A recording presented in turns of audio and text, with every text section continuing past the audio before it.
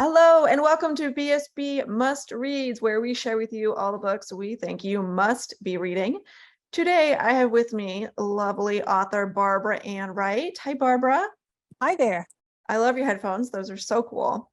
Thank you. Little ear extensions. And hot pink. Perfect. Love it. So you are here to talk about your new release, The Mage and the Monster, which is, there it is, lovely cover. I think that's my favorite cover of all the covers in this series. Yeah, me too. That hair is just next level. Totally. I wish I could do it. Are they bats or birds or? I think they are birds. I believe they're crows or ravens or something like this. Very cool. Oh, the whole like bad things are a coming kind of symbol. Winter is coming. It is actually coming, but we're not going to talk about that. So why don't you tell us about The Mage and the Monster, and a little bit about yourself, just in case readers haven't met you yet. And I would love to hear a reading. So The Mage and the Monster is the third book in the Sisters of Sarras trilogy. As Sandy said, I'm Barbara Ann Wright. I'm a writer and editor for Bold Strokes, who writes science fiction and fantasy. And I'm going to read you a little bit today, a little scene from the book. And in this section, Vale, who is the monster of the title, is being held prisoner on board a Ferellian ship, which is the enemy of her country where she lives. And she's being forced to use her magic against her own people. And the night before this scene, a man named Warren, who is the Ferellian in charge of the captive mages like Vale, hid the fact that Vale briefly broke free of her magical restraints. For those unfamiliar with the series, I'm going to have a few words you might not know, a few circumstances you might not be aware of. But in this series, mages face painful consequences when using their magic. And I use the words intravellum, and that refers to a state of mind in which mages cast spells. The design of the intravellum is unique to every mage. Vale stretched in the dark hold. By the sounds of snoring, she was up again before anyone else. She started toward the stairs. If she caught Warren alone in the galley again, she might be able to figure out how he felt about everything that had happened the night before. She waited, her head close to the trap door, listening, her heartbeat echoing in her ears before she lifted the door softly and slowly. It flew open then, and she stumbled forward, gasping from shock. "I wondered if you'd come eavesdropping again," Warren said. His smile seemed more natural now, though he looked even more of a mess.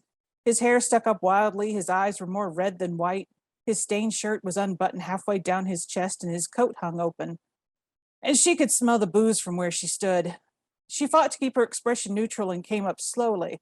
Her brain kept comparing him in this state with memories of her father, making her even warier. He led the way to the table and gave her an orange to eat. "Thank you," she said. "For not turning you in last night?" he asked. She nodded. "That too."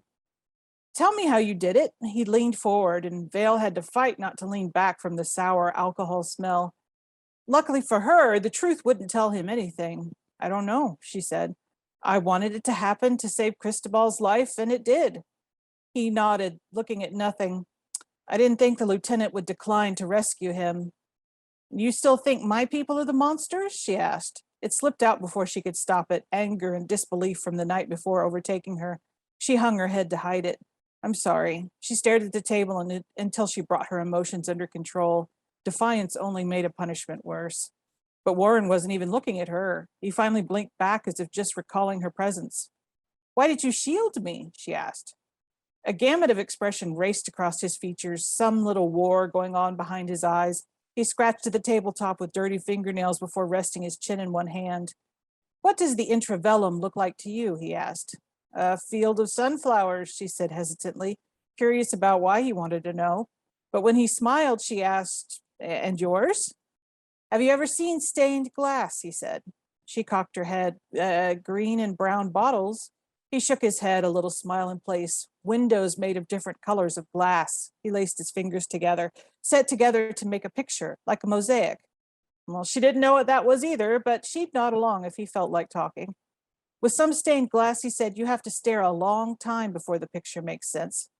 The hospital down the street from where I grew up had one, and as a child, I thought it showed a river flowing under an injured person. And it wasn't until I grew up that I realized it was blood pouring from a wound, a river of blood right from their heart. He stared at nothing again. I can never quite see the picture in the stained glass of my intravellum. I worry sometimes that it'll turn out to be blood. A secret river of blood in one's mind. The thought was frightening, but not as scary as being on this river, Vale thought. I grew up in a shack, she said, taking beatings from my father so my siblings didn't have to. She didn't resent those truths, not when her siblings had managed to escape that pain. Besides, they weren't as bad as everything that had happened here either, and she could hold in her tears. Then he sold me to you, she said, and I found out things could be much worse. His head tilted as if she was another bit of glass he couldn't quite see the picture in. Maybe that's why you broke free, he said. You're more used to fighting monsters than being one. Before Vale could figure out what that meant, he stood. She followed, not knowing if she'd done any good here or not. Well, thank you for the orange, she said. Don't thank me, he snapped. He grabbed her collar, bringing her in closer. She closed her eyes, expecting a blow, but he said, tell me, can you swim? She sputtered, trying to see the point. He shook her more roughly. Answer me. He glanced back as voices came from the top deck. Answer me. Yes, I can swim, she gasped as he yanked her around by the collar, marching her toward the short stairs that led to the top deck. What are you doing? She asked. Her heart thundered in her ears. They emerged into twilight that hung lazily around the ship. Vale looked for whoever Warren was going to give her to. She tried to ask, but he tightened his grip, cutting off her voice as he marched her toward the rail and the river. Farewell, Vale, he whispered. Someone shouted behind them, but he ignored them. I hope you take your sunflowers, find your dear papa, and burn him to ash. She choked on a sob. She tried to say she couldn't leave yet, not without the others, that she was afraid, but she couldn't get any words out. Wait, she wheezed. But they were at the rail, and her struggles did no good as he lifted her and threw her. She screamed as she fell through the haze and into the dark water below. Darkness then, suffocation, cold to rival the deepest well. The water pulled at Vale like a living thing. She thrust her arms out and kicked, fighting rather than swimming, raging while her mind screamed in concepts like up and down and forward and back, switched places over and over. The wind hit her face and she gulped in the darkening air before being pitched and towed and swamped again. Large somethings battered her sides, her chest, their strikes like rocks, but she could feel bark grazing her skin. She fought them away while smaller things tugged at her hair like dozens of tiny hands. Oh gods, she was going to die. Air again, another breath so large her chest ached. She kicked and pulled and panicked. She couldn't die here, not like this. The surface was only a grasp away, but so was the intravellum. She grabbed for it instead of the surface, and the flower of wind wrapped tenderly around her. She flung its power into the river beneath her and shot from the water like an arrow. Breathe, breathe, breathe. She plunged into the water again. But now she had control of a sort. She used the winds over and over again. The shore had been lost to darkness. The river became her whole world, her joints screaming at her to stop using the magic. She didn't even have a body anymore, just a sack of pain and broken pieces. But her lungs begged her to carry on, and at long last she slammed into dry ground and breathed and wept. Blessed unconsciousness pounced on her. Oh, I thought you were going to end on a cliffhanger there, and I was prepared to be super mad. Nope, she's alive. Thank goodness. That was awesome. Lots of action in that Thank scene. So this is book 3. Why don't you tell us, like, what is this series about in general? Because I know there's kind of an overarching arc and a war. So tell us about your series. So the series focuses on 3 sisters. One's a diplomat, one's a soldier, and one's a mage. And then the books are each one in their point of view. And so their country is on the cusp of war with the country next door, and they each have different ways that they contribute to their society. They contribute to maybe stopping this war. And then each one of them, of course, finds love along the way. Awesome. Love it. So what was it like? I mean, this isn't your first series, but what was it like writing the final book? Like, kind of having all these characters in your in your mind for so long, and this series arc across so many books, and then kind of having to let them go? Well, I think each book is kind of a mourning period right after you've finished, and you have to let the people, the characters in them go. The writing the third one is easier in that the world is built for me already. So I just kind of have to keep these people walking through it, and then I've gotten to know all these characters already, so it's easier to say, oh, okay, what would they do here and there? Yeah. So it's easier in some respects, harder in others, in that you think, oh, I could do this, I could do that, I could do that, but there's no, this is it, this is the end. No, there's no more doing. So in that there's a little bit of mourning, but it's nice to be able to leap into something completely different too. I totally thought you were going to be like, and there's going to be a book 4, just so you know. Yeah. No. Okay. All right. No. Fair enough. But I get what you're saying too, because I work with a lot of authors who write series, including Brad. And she has the same feeling, like, oh, a series is, great because you can just jump right in, your characters, your setting. And then writing a standalone is a lot more work up front, for sure. Well, and I could totally have more ideas in this world. It's just if whether or not people want to read them. Oh, go buy the book. Go buy the book. So That's what I always say. Yes, vote with your dollars. So okay, I have to admit I had to Google mage, but I do know what a magician is. So I felt like I grasped the concept pretty easily. Yeah. But what kind of magic do mages do in your series? So I've heard a lot of people call the series fantasy light, because the magic system, as it were, isn't very complicated.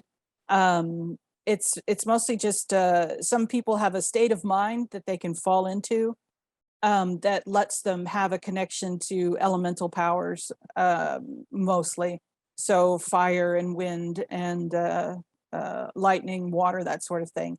And you have to be able to concentrate to enter a meditative state and then act on it, casting these spells. So I wanted it to have you have to have a lot of training in order to do this, or you have to be forced into it like Veil. So I really wanted to draw a distinction between somebody who's had a lot of school, say, and then somebody who's just been kind of thrown in the deep end, literally and figuratively. Yeah. But I really wanted to explore this concept of magic having a price. And that's why I wanted it to be very painful. So it's very awesome, and they couldn't see not doing this, but every time they do it, they're going to face these incredibly painful consequences. For sure. And that's not something that gets resolved. That's like inherent in the magic. Yeah, it's the reason why people always say in books where there's magic, why don't the mages or the wizards or whatever just take over? And I'm like, well, in mine, this is wise, because if they cast even too much magic at a time, they will just pass out from the pain. Yeah. Yeah. I think that's a really interesting concept, and true for a lot of things in the real world too, that sometimes doing the right thing has some nasty consequences. So what are the differences when you're writing a romance that has these magical elements, as opposed to writing a contemporary romance? Is there any differences in the romance itself? I think when doing romance, fantasy, or science fiction, I guess this might hold true for thrillers and stuff as well. Your people can fall in love a whole lot faster, because they're running and jumping and climbing trees, and they don't have time to have coffee and get to know each other. So it's almost like, oh, she's badass, I kind of like her, and then they're fighting together, and then they're like, no, wait, I really like her. And it's not like a thing where they can be like, oh, they have a date, and then maybe another date, and then, oh, we're going to talk about maybe seeing each other. It's like, no, nobody has time for that. So that's they can fall in love a whole lot faster, and then they can. But I think the trade-off is you can have a happily ever after just in a contemporary romance and be like, oh, these two are made for each other. They're going to stay together. But a lot of times in fantasy, you're like, happily for now, because we've spent so much time doing other stuff that we haven't been able to talk and see if we're compatible long term. For sure. I think there's pros and cons, for sure. But I wonder if like those adventure, thriller type books where there's mortal peril, right? Where you see like the true nature of a person. Yes. In a way that you wouldn't if you're on a date and you're, trying to like manage that person's impression of you. Mhm. So I think that's a cool advantage too. Yeah. Thank you so much, Barbara. Please check out The Mage and the Monster, which is book 3 of Barbara's series. Please check it out so that we can publish book 4, because I know she has many, many ideas. It is out October 1st on the Bold Strokes website and October 11 everywhere books are sold.